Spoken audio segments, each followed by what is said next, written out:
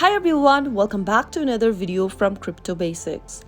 In today's episode, I'm going to be showing you how to change your password for Cobo wallet. So without wasting much of our time, let's dive into the video. First of all, open your Cobo wallet application and make sure that you're logged into your account. After you are signed in, from the main homepage, tap on the Me button at the bottom right hand corner. This will then open up this profile page, from where you'll need to select Account and Security. Tap on the Payment Password option under Security appearing at the top. Now tap on Setup Payment Password in order to change to a new password. Enter the original payment password, the one which you are using currently, and then enter the new payment password you'd like to change to. Repeat the password one more time in the text boxes and you have successfully updated or changed your payment password for your Cobo wallet account. Every time you are trying to make a payment, you will now need to enter this password. So that's how easily it can be done. If you found the video to be helpful,